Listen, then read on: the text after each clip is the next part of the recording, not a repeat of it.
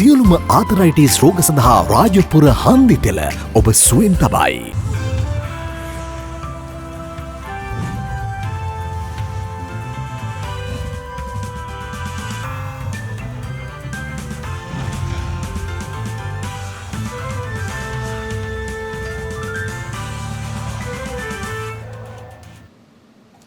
ආයුබෝවන් යථාර්ථවාදීව ලෝකයේ දෙස බලන්නට සත්‍ය සිදුවීම් සම්පීඩනයක පුවත් දිගහැරුම ශ්‍රද්ධා රූපවාහිනී 6:30 ප්‍රධාන ප්‍රවෘත්ති විකාශය සමගින් මම ලකිඳුණු වංග ප්‍රථමයෙන් සිරස්තල.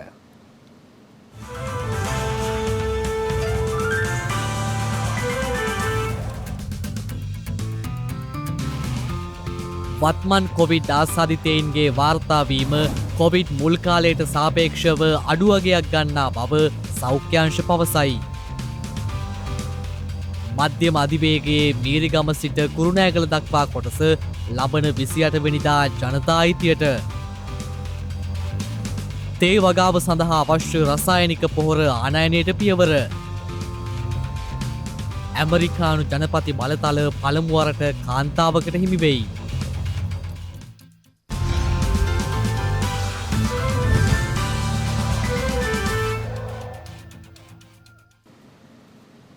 මෙරට ඇතැම් දිස්ත්‍රික්ක සහ පළාත්වලින් වාර්තා වන කොවිඩ් ආසාදිතයින් සංඛ්‍යාවේ යම් වැඩිවීමක් පවතින බව සෞඛ්‍ය අමාත්‍යාංශයේ කොවිඩ්-19 සම්බන්ධ ප්‍රධාන සම්බන්ධීකාරක විශේෂඥ වෛද්‍ය අන්ව හම්දානි මහතා පවසනවා. කෙසේ වෙතත් ඒ මහතා සඳහන් කළේ එම වැඩිවීම කොවිඩ් මුල් කාලයේ තත්ත්වයට සාපේක්ෂව අඩු අගයක පවතින බවයි.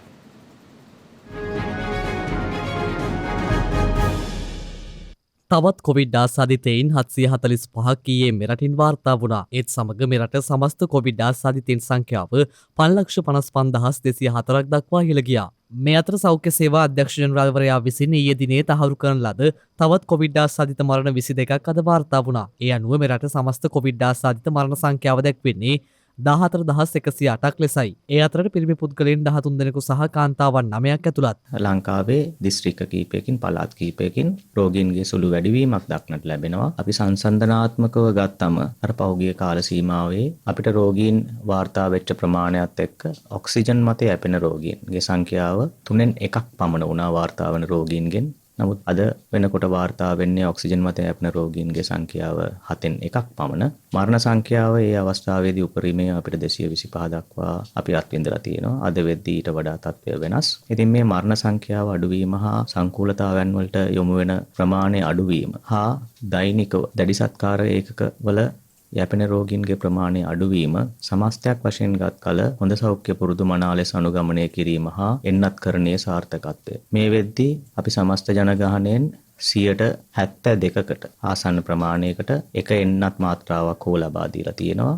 සමස්ත ජනගහනයෙන් 64%කට ආසන්න ප්‍රමාණයකට අපි එන්නත් මාත්‍රා දෙකම ලබා දීලා තියෙනවා. ඉතින් මේන් අපිට ගම්‍යමාන වෙන්නේ එන්නත්කරණයේ සාර්ථකත්වය හා එන්නත්කරණය මගින් ඔබට සංකූලතාවයන් වලින් මිදෙන්න හා අවාසනාවන්ත මරණයෙන් මිදෙන්න හැකියාව තියෙනවා. මේ අතර දිවයින පුරා සිදුවන කොවිඩ් මර්ධන එන්නත් කරන කටයුතු අදත් ක්‍රියාත්මක වුණා.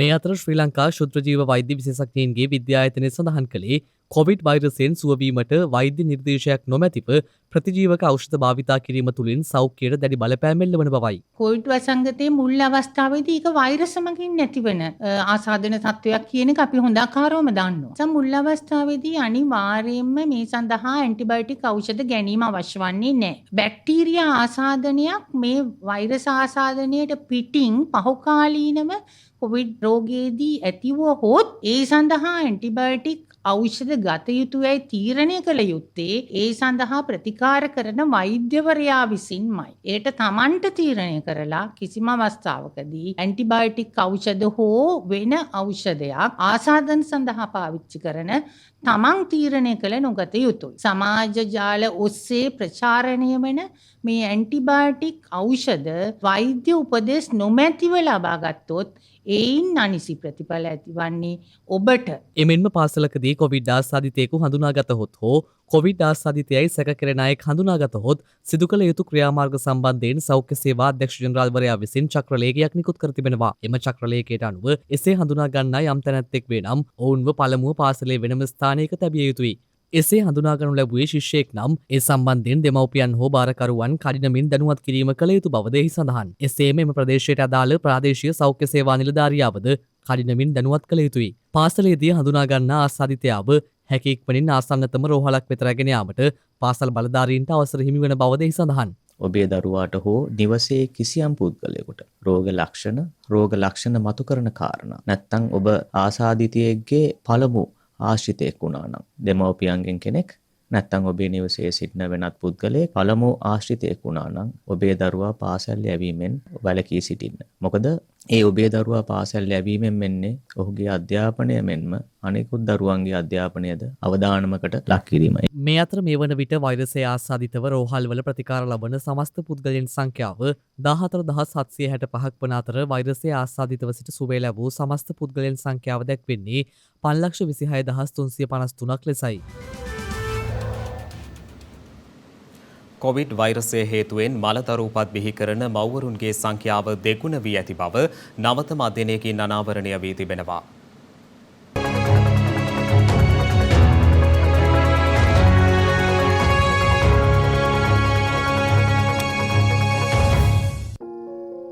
කොවිඩ් වෛරස ආසාදනය හේතුවෙන් මලදරු උපත් බිහි කරන මවුරුන්ගේ සංඛ්‍යාව දෙගුණ වී ඇති බව CDC හෙවත් ඇමරිකානු රෝගපාලන හා වැළැක්වීමේ ආයතනය සිදු කළ අධ්‍යයනයකින් හෙළි වී තිබෙනවා. එමගින් පෙන්වා දෙන්නේ ඩෙල්ටා කොවිඩ් ප්‍රභේදය හේතුවෙන් එම අනුපාතය සිව්ගුණයක් වී ඇති බවයි. මෙහිදී පසුගිය වසරේ මාර්තු මාසයේ සිට මේ වසරේ සැප්තැම්බර් මාසය දක්වා ඇමරිකානු රෝහල්වල සිදු වූ දරු උපත් මිලියන 1.2ක් විශ්ලේෂණයට ලක් කර තිබෙනවා. මේ අතර මුඛ ආවරණ භාවිතා කිරීමෙන් කොවිඩ් අවදානම අඩකින් අවම කරගත හැකි බව බ්‍රිතාන්‍යයේ සිදු කළ නවතම සමීක්ෂණයකදී අනාවරණය වී තිබෙනවා. බ්‍රිතාන්‍ය පර්යේෂකයන් පිරිසක් පෙන්වා දෙන්නේ එන්නත්කරණය සාර්ථක සිදු රටවල පවා නැවතත් කොවිඩ් හිස එසවීම සම්බන්ධයෙන් කළ පරීක්ෂණයකදී මේ බව අනාවරණය වූ බවයි. බොහෝ රටවල් එන්නත්කරණය සම්බන්ධයෙන් ප්‍රමුඛතාවය සහ විශ්වාසය තබාගෙන සමාජ සේවා ඉවත් කරමින් පැවතීම වඩාත් අවදානම් සහගත බව ඔවුන් පෙන්වා දී තිබෙනවා. මේ අතර නෙදර්ලන්තයේ කොවිඩ් පාලනය සඳහා පැන වූ නව කොන්දේසිවලට එරෙහිව විරෝධතාවය නිරත පුද්ගලයන් සහ පොලිසිය අතර ගැටුම් හටගෙන තිබෙනවා. එරට රොටර්ඩෑම් නගරයට එක් වූ විරෝධතාකරුවන් විසුරවා හැරීම සඳහා පොලිසිය ජල ප්‍රහාර එල්ල කර ඇති අතර විරෝධතාකරුවන් ගල්මුල් වලින් පොලිසිය වෙත ප්‍රහාර එල්ල කර ඇති බවයි විදෙස් මාධ්‍ය වාර්තා කළේ. කොවිඩ් මර්ධන එන්නත් කරන කාඩ්පත අනිවාර්ය කිරීම සහ නව වසරේ උදාව වෙනුවෙන් සැනකිලි පැවැත්වීම තහනම් කිරීමට අදාළ නව කොන්දේසි හඳුන්වා දීමට නෙදර්ලන්ත රජය සැලසුම් කර තිබෙනවා. ඊට එරෙහිව විරෝධය පළ කරමින් සිය ගණනක නෙදර්ලන්ත වැසියන් මෙලෙස විරෝධතාවේ නිරත වන බවයි විදෙස් මාධ්‍ය වාර්තා කළේ. ගත වූ දිනේ එරටින් කොවිඩ් ආසාදිතයන් 21,026 දෙනෙකු වාර්තා වී තිබෙනවා. එමෙන්ම ගත වූ දිනේදී කොවිඩ් මරණ 37ක් වාර්තා වී ඇති අතර ඒත් සමග එරට සමස්ත කොවිඩ් මරණ සංඛ්‍යාව 18,900 දක්වා ඉහළ ගොස් ඇති බවයි විදේශ මාධ්‍ය වාර්තා කළේ.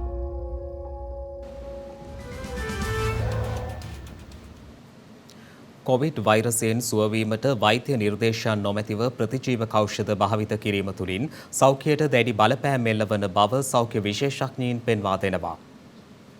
ප්‍රතිජීවක ඖෂධ අවභාවිතය හා අධිභාවිතය හේතුවෙන් මේ වන විට ගෝලීය වශයෙන් බරපතල සෞඛ්‍ය අර්බුදයකට පුද්ගලයින් මුහුණ පෑ ඇති බව ශ්‍රී ලංකා ශුද්‍රජීව වෛද්‍ය විශේෂඥයින්ගේ විද්‍යායතනය පවසනවා. එම විද්‍යායතනය සඳහන් කර ඇත්තේ ජනතාව විශාල වශයෙන් ප්‍රතිජීවක ඖෂධ වෛරස පාලනය කිරීමට යොදා ගැනීමෙන් මීට පෙර ප්‍රතිජීවක ඖෂධ ලබා දුන් රෝග පාලනය කිරීමට නොහැකි තත්ත්වයක් උදා වී ඇති බවයි. ප්‍රතිජීවක ඖෂධ අවභාවිතය හේතුවෙන් ඇතිවන ප්‍රතිරෝධී බැක්ටීරියා හේතුවෙන් 2050 වන විට වසරකට මිලියන 10ක ප්‍රමාණයක් මිය යෑමේ හැකියාව පවතින බවට ලෝක සෞඛ්‍ය සංවිධානය මේ වන විට අනතුරුවංගව ඇති බවද එම විද්‍යායතනය සඳහන් කළා. ඇන්ටිබයොටික් ඖෂධවල ප්‍රතිරෝධය බැක්ටීරියාවලට ඇති වෙලා තියෙනවා. ඒ මගින් වෙන්නේ කලින් ප්‍රතිකාර කර හැකිව තිබුණු ආසාදන රෝග දැන් ප්‍රතිකාර කිරීමට නොහැකි තත්ත්වයට පත් වෙලා මරණය පවා සිදුවෙන හැකි අවස්ථාව තියෙනවා. එම නිසා ඔබ විසින් කළ යුත්තේ ඇන්ටිබයොටික් ඖෂධ අවභාවිතය සහ අධිභාවිතය අවම කර ගැනීමට කටයුතු කිරීමයි. සාධන පාලනය මගිනොත් ප්‍රතිරෝධී බැක්ටීරියා පැතිරීම වළක්වා ගත හැකි. විශේෂයෙන්ම මම අවධාරණය කරන්න ඕන දෙයක් සෙම් ප්‍රතිශ්‍යාව, සුළු පාචන රෝග, ඒ වගේ ඩෙන්ගු, ඒ වගේ සුළු දේවල් වලට උණ හැදුනම සමහරව හිතනවා ඒකට ඇන්ටිබයොටික් ඖෂධ ගන්න ඕන. මේ ගොඩාක් ආසාදන 80%කට එහා පැත්තේ හැදෙන්නේ වෛරස් වලින්. ඊට අමතරව මම කියන්න ඕන දීර්ඝ කාලයක් පවතින තුවාල වලට අවශ්‍ය වෙන්නේ නැහැ ඇන්ටිබයොටික් ඖෂධ ගැනීම. මගින් ඔබට සිදුවන්නේ හානියක් මිසක් හිතකර දෙයක් නෙවෙයි. අනිත් විශේෂම කාර්යය තමයි ගෝලීය සමාජයේ වෙසෙන සියලු දෙනාටමත් තමන් භාවිතා කරන ඇන්ටිබයොටික් ඖෂධය නිසා අනිසි ප්‍රතිඵල ඇති වෙන්න පුළුවන් මෙම ප්‍රතිරෝධී විෂ බීජ සහ බැක්ටීරියා පැතිරීම මගින්. අනිසි ලෙස ප්‍රතිජීවක ඖෂධ ගත්තොත් හොයාගෙන තියෙනවා මහාන්ත්‍රයේ පිළිකා වගේ භයානක රෝග තත්ත්වත් පිට හිතකර බැක්ටීරියා විනාශ වීම නිසා ඇති වෙන්න පුළුවන් කියලා. තවත් එකක් තමයි මේ ඇන්ටිබයොටික් කියන ඒවා බහුලවම ආසාත්මිකතා ඇති කරන්න පුළුවන්. ඉතින් සමහර වෙලාවට දරුණු ආසාත්මිකතාවයක් ඇති වුණොත් රෝගියා මරණයට පත් වෙන්න උනත් පුළුවන්. මේ ශුද්ධ ජීවීන්ට එරෙහිව භාවිතා කරන ප්‍රතිජීවක ඖෂධවල ගොඩක් අතුරු ආබාධ තියෙනවා. වකුගඩු අක්‍රිය කරන්න පුළුවන්, liver එක අක්‍රිය කරන්න පුළුවන්. සුදුසුකම්ලත් වෛද්‍යවරයෙකුගේ නිර්දේශ මත විතරයි ඇන්ටිබයොටික් එකක් පාවිච්චි කරන්න ඕනේ. පාවිච්චි කරනකොට මාත්‍රාව එහෙම නැත්නම් ඩෝස් එක වැදගත් වෙනවා. ඊට අමතරව කොච්චර පරතරයක් තියලාද ගන්න කියලා. වෛද්‍යවරයා තීරණය කරපු විදියට විතරයි ගන්න පුළුවන්. ලෙඩේ සනීප වුණා කියලා හිතලා රෝග ලක්ෂණ පහව යාට පස්සේ ප්‍රතිජීවක ඖෂධ නවත්තන්න බෑ. ඒ දීපු කාල සීමාව ඇතුළත පාවිච්චි කරන්න ඕනේ.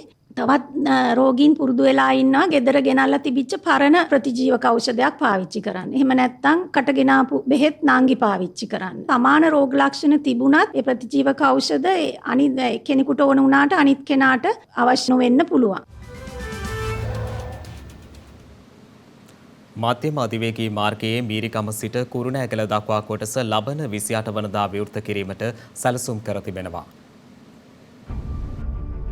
කොළඹ මහනුවර අධිවේගී මාර්ගයේ මීරිකම සිට කුරුණෑගල දක්වා කොටස ජනාධිපති ගෝඨාභය රාජපක්ෂ මහතා සහ අග්‍රාමාත්‍ය මහින්ද රාජපක්ෂ යන මහත්වරුන්ගේ ප්‍රධානත්වයෙන් විවෘත කිරීමට නියමිත බවයි මහා මාර්ග අමාත්‍යාංශය සඳහන් කළේ. මීරිකම සිට කුරුණෑගල දක්වා කොටස හුවමාරු මධ්‍යස්ථාන 5කින් සමන්විත වනවා. මීරිගම නාකලගමුව දම්බොක්ක කුරුණෑගල සහ යග්ගපිටිය යන ස්ථානවල එම අන්තර්හුවමාරු මධ්‍යස්ථාන පිහිටුවා ඇති බවයි ව්‍යාපෘති අධ්‍යක්ෂ ඉංජිනේරු අනුර කෙහෙල් ඇල්ල මහතා සඳහන් කළේ. ඉකුත් 2017 වසරේදී වැඩ ආරම්භ කළ මෙම අධිවේගී මාර්ග කොටස ඉදිකිරීම සඳහා දේශීය බැංකු ණය අරමුදල් යටතේ රුපියල් කෝටි 13700ක පමණ මුදලක් වැය කර ඇති බවයි ඔහු සඳහන් කළේ. කොළඹ මහනුවර අධිවේගී මාර්ගයේ ඉදිකිරීමේ කටයුතු අධීර 3ක් යටතේ සිදුවන අතර මෙලෙස එළඹෙන 28 වනදා විවෘත කෙරෙන්නේ එහි දෙවන අධීර වනවා.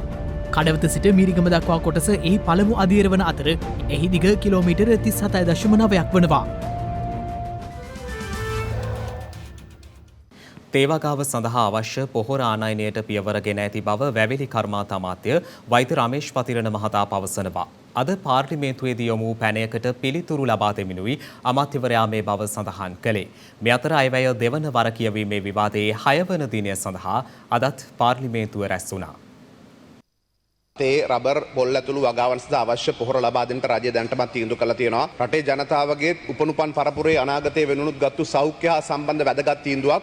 ඒ ක්‍රියාත්මක කිරීමේදී නම්‍යශීලී විය යුතු ස්ථානයක් තියෙනවා. ඒක නම්‍යශීලී වෙන්නට පසුබට වෙන්නේ නැහැ. බොහොම පැහැදිලි සහතික අපි ලබා දීලා තියෙනවා. තේ වගාවට අවශ්‍ය පොහොර ආනයනය කළා තියෙනවා. ලැබෙමින් පවතිනවා. ඊළඟ මුදල් අමාත්‍යවරයා වැදගත් කරුණක් ඉදිරිපත් කරනවා. දැනට මේ ඉදිරිපත් කර තිබෙන වැය ශීර්ෂ වලට අමතරව කිසිදු වැය ශීර්ෂයක් පරිපූර්ණක ඇස්තමේන්තු ලෙස පාර්ලිමේන්තුවට ඉදිරිපත් නොකරන බව. හැබැයි ඔබතුමාට සහතිකයක් දෙන්න පුළුවන්ද? ඔබතුමා අපේක්ෂා කරන බිලියන 2.2ක ආදායම. ඔබට මේ පාර්ලිමේන්තුවට සහතිකයක් දෙන්න පුළුවන්ද?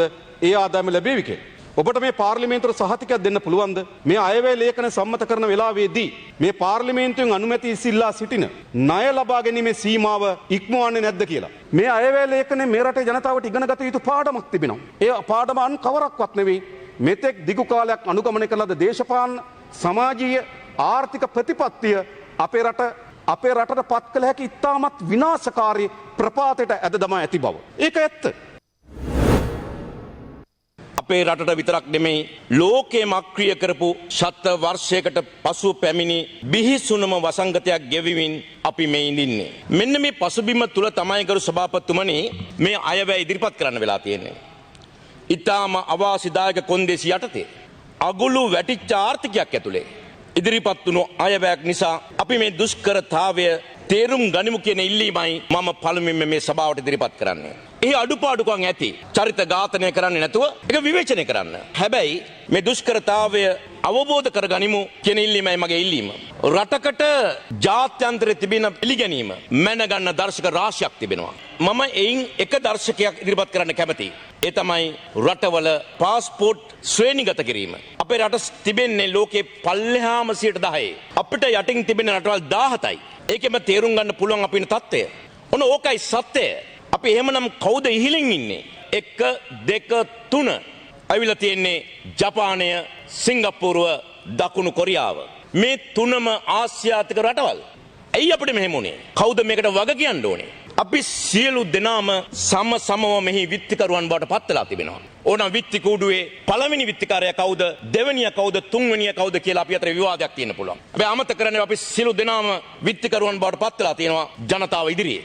ප්‍රශ්නයකට විසඳුම හොයන්න නම් කළ යුතු පළවෙනි දේ තමයි ඒ ප්‍රශ්නය අඳුනා ගැනීම. දෙවැන්නේහි වගකීම බාර ගැනීම.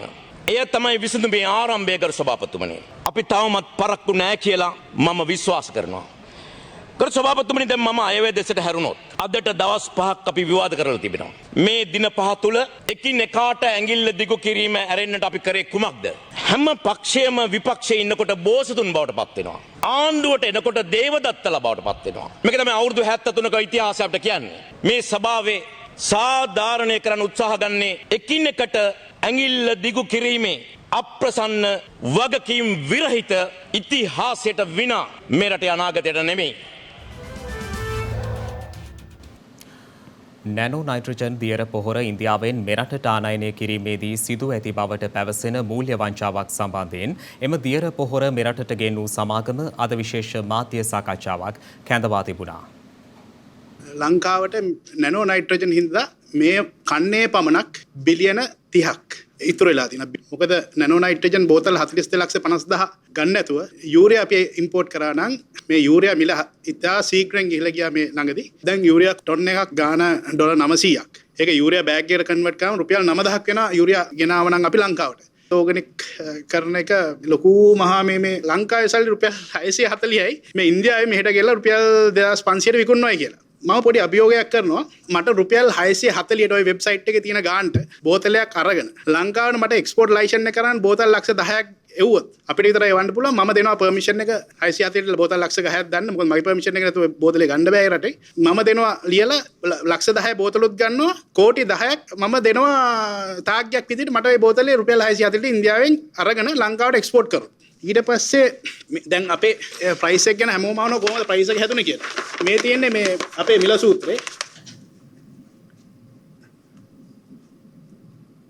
කියන්නේ මේගොල්ලෝ මේ වෙබ්සයිට් එකේ දැක්කට මේ තියෙන ඔක්කොම කොස්ට් එක ඒගොල්ලෝ කවුරුත් ගණන් හදන්නේ නැහැ. මේ කොස්ට් එකත් එක්ක තමයි අපි ඔය රුපියල් 2030ට දෙන්නේ රජයට දැන්ට. මහා භාණ්ඩාගාරය දැනුම්වත් නොකරමින් ව්‍යාපෘති 4ක් සඳහා ඍජු විදේශ මූල්‍යාධාර වියදම් කර ඇති බව කෝපා කමිටුවේදී අනාවරණය වී තිබෙනවා. පරිසර අමාත්‍යාංශයේ නිලධාරීන් රජයේ ගිණුම් පිළිබඳ කාර්ක සභාවට කැඳවූ අවස්ථාවේදී මේ බව අනාවරණය වී ඇත්තේ. ව්‍යාපෘති 4ක් ක්‍රියාත්මක කරනවා. එකක් ඒ ව්‍යාපෘති 4ම අර ඍජු ප්‍රතිපාදනයට තමයි ක්‍රියාත්මක කරන්නේ. මේ සම්බන්ධව විදේශ කටයුතු අමාත්‍යාංශයට දැනුවත් කළා නැහැ. මුදල් රෙගුලාසි 625 සහ 1994 අංක 3094 දරන විදේශ සම්පත් දෙපාර්තමේන්තුවේ චක්‍රලේඛය අනුව ඍජුවම ලැබෙන ඍජු ආධාර වුණත් විදේශ සම්පත් දෙපාර්තමේන්තුවේ හරහා තමයි එන්න ඕනේ. ව්‍යාපෘති 3කට හම් වෙලා තියෙනවා ඩොලර් මිලියන 9.96ක්. තව ව්‍යාපෘතියකට හම් වෙලා තියෙනවා යුරෝ මිලියන 1.86ක්. මේක විදේශ සම්පත් දෙපාර්තමේන්තුවේ වාර්තා වෙලා නැහැ. එතකොට අපි වාර්තා ඉදනවා සභාපතිතුමා වාර්තා දෙනවා ඊට පස්සේ මේක දිගින් දිගටම යනවා. ඒකෙදි මේක මාර්ගෝපදේශ මුද්‍රණය කරලත් නැහැ. ඒකින්ද ඒක කවදාද කොයි කාලෙද කරන්න පුළුවන් කියලා දිනයක් වගාවණු දුන්නොත් මේගොල්ලන්ට නැත්තම් ඊළඟ පාර වාර්තාවක් දෙයි මේක වෙන්නේ නැහැ කවදාද. මේකට යම් කිසි දිනයක් දීලා එහෙම ඒක ඉස්සෙල්ලා කරන්න කියලා එහෙම කෙරුවොත් හොඳයි නේද? ඔව් ඒක හොඳයි. මේකේ මූල්‍ය ප්‍රතිපාදන දැන් ලැබිලා තියෙන්නේ පරක්කුවක් වුණා මූල්‍ය ප්‍රතිපාදන මෙහාට රිලීස් කිරීමේ විදේශ කටයුතු අමාත්‍යාංශයේ අනුමැතිය පරක්කු වීම තුළ ඊට පස්සේ ඒ අවශ්‍ය ප්‍රොජෙක්ට් 4ට අනුමැතිය ගත්ත අමාත්‍ය මණ්ඩල සංදේශයක් දාලා දැන් අර කාලය ගත වෙලා තියෙන එකයි තියෙන වර්තමාන තත්ත්වයට එක්ක ගැළපෙන විදිහට දැන් ඇග්‍රීමන්ට් වෙනස් කරමින් අපි ප්‍රොජෙක්ට් හතරෙන් කටයුතු කරගෙන යනවා. ඒතර අපි අපේ විශ්වාසය තමයි මේ ප්‍රොකියුමන්ට් එක මේ ලබන මාසයක් දෙකක් විතර යනකොට මේක ඉවර කරගන්න පුළුවන්. මොකද මගේ විශ්වාසය අනුව නම් මම හිතන්නේ ලබන වසර අග හෝ ඊළඟ වසර, ඒ කියන්නේ 2022 අග වෙනකොට වගේ දෙන්න පුළුවන්. අවුරුදු 5ක් විතර මේ වගේ වාර්තාවක් විතරන අදලා මේක මාතෘකාවට දෙන්න අවුරුදු 5ක් යනවා නම් ඉතින් ඒක විශාල ආකර්ෂණතාවයක් නේද? ඒකට මොනවද වැඩ පිළිවෙල හදන්න ඕන. දැන් තවත් දේශීය පුවත් කිහිපයක් කෙටියෙන්.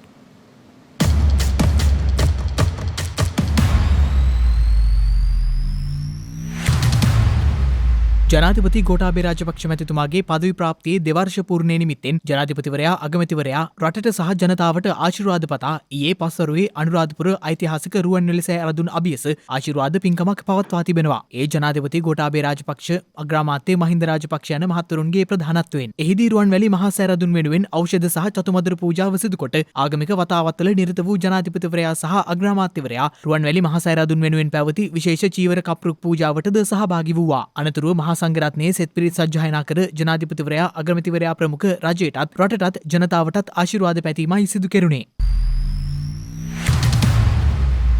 මේ අතර අනුරාධපුර ප්‍රදේශයේ අඩු ආදායම්ලාභී පවුල් 100කට අග්‍රාමාත්‍ය මහින්ද රාජපක්ෂ මහතාගේ පෞද්ගලික ධන පරිත්‍යාගයෙන් පානීය නල ජල පහසුකම් ලබා දී තිබෙනවා. ඒ අනුව එම නල ජල පහසුකම් ලබා දීම සංකේතවත් කරමින් ඊයේ පස්වරුවේ ප්‍රදේශයේ පවුල් 5ක් සඳහා එම අයිතිය ප්‍රදානය කිරීම අනුරාධපුර මිරිසවැටිය රජමහා විහාරස්ථානයේදී සිදු කෙරුණා. පෙරේදා දිනට යෙදුණු සිය ජන්මදිනයේ නිමිත්තෙන් අඩු ආදායම්ලාභී පවුල් සඳහා මෙලෙස අග්‍රාමාත්‍යවරයාගේ පෞද්ගලික ධන පරිත්‍යාගයෙන් මෙබ වැඩසටහන ක්‍රියාත්මක කරනු ලැබුවා.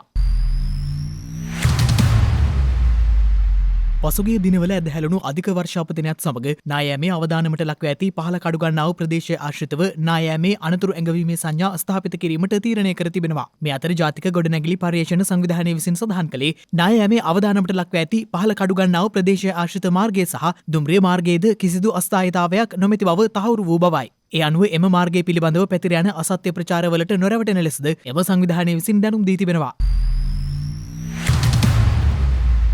පසුගිය ඔක්තෝබර් මාසය තුළ මෙරට අපනයන ආදායම ඇමරිකානු ඩොලර් බිලියන 1.16 දක්වා ඉහළ ගොස් ඇති බව මහ බැංකුව වාර්තා පෙන්වා දී තිබෙනවා. එමෙන්ම ඒ ඔක්තෝබර් මාසයකදී මෙතෙක් වාර්තා වූ ඉහළම අපනයන ආදායම බවයි එම වාර්තාවල දැක්වෙන්නේ. එමෙන්ම වසරේ පළමු මාස 10 තුළ අපනයන ආදායම ඩොලර් බිලියන 12.6 ඉක්මවා ගොස් ඇති බව මහ බැංකුව විසින් පෙන්වා දී තිබෙනවා. මේ වසර සඳහා මෙරට අපනයන ආදායම් ඉලක්කය ඇමරිකානු ඩොලර් බිලියන 15.7ක් වන අතර ඒ අනුව එම ඉලක්කයෙන් 80%ක් මේ වන විට සාක්ෂාත් කර ගැනීමට හැකි වී තිබීම විශේෂ බටහිර වෙළඳපොළ යළි විවෘත වීමත් සමග වෙළඳ භාණ්ඩ අපනයන ඉහළ යාම මෙලෙස අපනයන ආදායම ඉහළ යාමට හේතු වී ඇති බවයි අපනයන සංවර්ධන මණ්ඩලය විසින් පෙන්වා දී ඇත්තේ.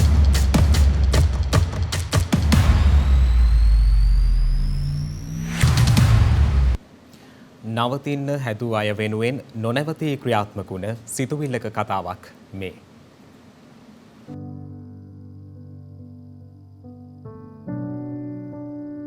තායිලන්තයටයි මේ යන්නේ. හමුවෙන්නේ රෝධපුටුවක වාරුවෙන් ඇවිද යන කාන්තාවක්. බැලූ බැල්මට සාමාන්‍ය රෝධපුටුවක් විදිහට තිබුණට ඇත්තටම මේ රෝධපුටුව විශේෂයි. එකක් මේක වටින නිර්මාණයක්. අනෙක් එක මේක ලස්සන සිතුවිල්ලක්. මේ කාන්තාව වගේම තවත් බොහෝ පිරිසක් මේ විශේෂ රෝධපුටුවේ වාරුවෙන් ඇවිද යනවා.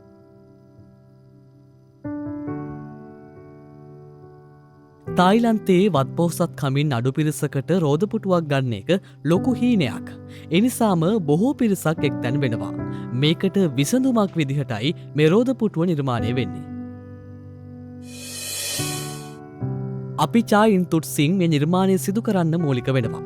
බලන්න රෝධපුටුව නිර්මාණය වෙන හැටි.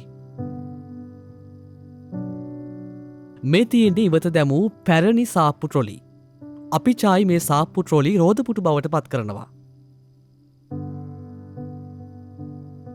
මේ සාප්පු ට්‍රොලි හොඳින් පිරිසිදු කරන එක මුල්ම කාර්ය. ඊට පස්සේ මේ විදියට ඉදිරි කොටස කපා දමනවා. ඒ විදියට මේ නිර්මාණයේ ඉදිරිය සිදු වෙන්නේ මෙහෙම. රෝධපුටුවේ ඉඳගන්න කෙනෙක්ට අපහසු නොවන විදියට මෘදු කුෂන් පිරවුම් යොදන්නත් අපි චායි සහ මේ කාර්යයට සම්බන්ධ වෙන අනෙක් අය කටයුතු කරනවා. රෝධපුටුවේ සවිමත් බව ගැනත් ඔවුන් බොහෝ සෙයින් සිතනවා. මේ ක්‍රමවේදය ආරක්ෂිතව සිදු කරන්නක් බවට වගකිව යුතු තැන් දැනුවත් කරන්නත් මේ පිරිස අමතක කරලා නැහැ.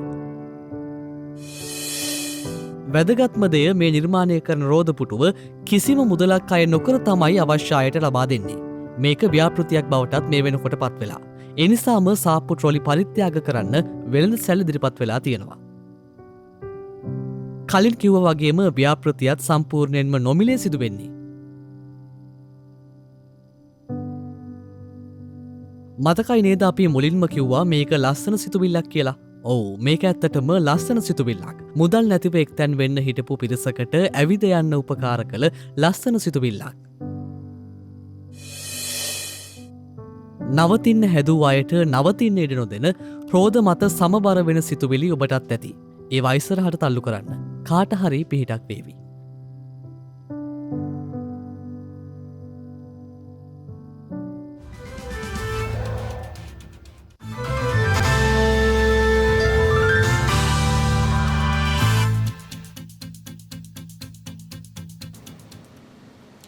අවධානය විදෙස් පුවත් වෙත.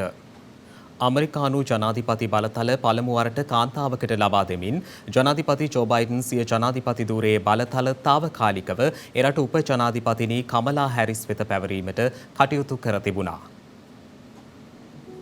ඇමරිකානු ජනාධිපති ජෝ බයිඩන් සේ ජනාධිපති ධූරයේ බලතල තාවකාලිකව එරට උපජනාධිපතිනි කමලා හැරිස් වෙත පවරා ඇති බව දවල මන්දිරයේ නිවේදනය කර තිබෙනවා. වෛද්‍ය පරීක්ෂණයක් සඳහා ජනාධිපති ජෝ බයිඩන් නිර්වින්දනය කරන බැවින් එලෙස උපජනාධිපතිනි කමලා හැරිස් වෙත තාවකාලිකව ජනාධිපති ධූරයේ බලතල පවරා ඇති බවයි විදේශ මාධ්‍ය වාර්තා කළේ. ඒ අනුව 57 ඇවරදි කමලා හැරිස් මිනිත්තු 85ක් එරට පාලනය කර තිබෙනවා. ශල්‍යකර්මයෙන් පසු ජනාධිපති බයිඩන්ගේ වෛද්‍යවරයා ප්‍රකාශයක් නිකුත් කරමින් සඳහන් කර ඇත්තේ ඔහු සෞඛ්‍ය සම්පන්න බවත් ඔහුගේ රාජකාරිය ක්‍රියාත්මක කිරීමටද හැකි බවයි. අද දිනේ 79 වන උපන්දිනය සමරන ජෝ බයිඩන් ජනාධිපති ධූරයට පත්වීමෙන් පසු මෙලෙස වෛද්‍ය පරීක්ෂණයක් සඳහා යොමු වන පළමු අවස්ථාව මෙයයි. මේ අතර දවල මන්දිර ප්‍රකාශිකාව උපුටා දක්වමින් විදේශ මාධ්‍ය වාර්තා කළේ උපජනාධිපතිනිය මෙම කාලය තුළ ඇගේ කාර්යාලයේ සිටම සේවය කළ බවයි. කෙසේ වෙතත් මෙවැනි තත්ත්වයක් යටතේ තාවකාලික බලතල පැවරීම එක්සත් ජනපද ව්‍යවස්ථාවේ දක්වා ඇති ක්‍රියාවලියේ කොටසක් බවද දවල මන්දිර ප්‍රකාශිකාව අවධාරණය කර තිබෙනවා. ඒ අනුව කමලා හැරිස් ඇමරිකානු ජනාධිපති ධූරයේ බලතල ලැබූ පළමු කාන්තාව බවට පත්වන බවයි විදේශ මාධ්‍ය වාර්තා කළේ. එමෙන්ම ඇය එක්සත් ජනපද උපජනාධිපති ලෙස තේරීපත් වූ පළමු කාන්තාව සහ පළමු කළු සහ දකුණු ආසියාතික ඇමරිකානු ආදවනවා. මේ අතර ඉන්දියාවේ ආන්ධ්‍රා ප්‍රදේශ ප්‍රාන්තයේ ධාරානිපාත වර්ෂාව සමගින් ඇති වූ ජල ගැලීම් නිසා පුද්ගලයන් 17 දෙනෙකු ජීවිතක්ෂයට පත්ව තවත් 100කට අධික පිරිසක් අතුරුදන් වී තිබෙනවා. විශේෂයෙන් තිරුපති නගරයේ සියලුම මාර්ග මේ වන විට ජලයෙන් යට වී ඇති අතර බැතිමතුන් රැසක් එහි අතරමංව සිටින බවයි ඉන්දිය මාධ්‍ය සඳහන් කළේ. තිරුපති නගරය ආසන්නයෙන් ගලා බස්නා ස්වර්ණමුඛී ගංගාව පිටාර ගලා ඇති අතර ජලාශය සියල්ලම උතුරා යන බවද ඉන්දිය මාධ්‍ය වාර්තා කළා. ඉන්දිය රජයේ ප්‍රවාහන සේවයට අයත් බස් රථ 15ක්ද ජල ගැලමට හසු වී ඇති අතර ඉන් 12ක් බේරා ගැනීමට නොහැකි වී තිබෙනවා.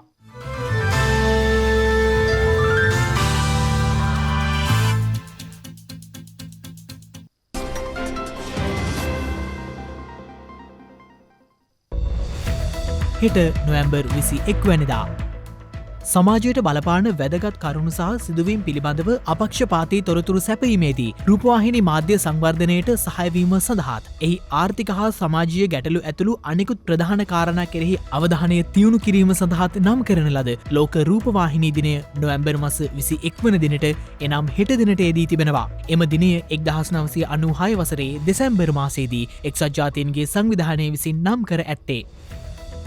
මධ්‍යම පලාතේ පිහිටි විශාල ජලාශයක් වන රන්දෙනිගල ජලාශයේ ඉදිකිරීම් කටයුතු ආරම්භ කර ඇත්තේ 1982 වසරේ නොවැම්බර් මාස 21 වන දිනයි. එය සම්පූර්ණයෙන් වැඩ නිමවීමට ආසන්න වශයෙන් අවුරුදු 4ක් ගත වී තිබෙනවා. තෝමස් එඩිසන් විසින් ශබ්ද පටිගත කිරීම සහ ශබ්දය පටිගත කළ හැකි යන්ත්‍රයක් වන ෆොනෝග්‍රැෆ් යන්ත්‍රය නිෂ්පාදනය කර ඇත්තේ 1877 වසරේ නොවැම්බර් මාස 21 වන දිනයි.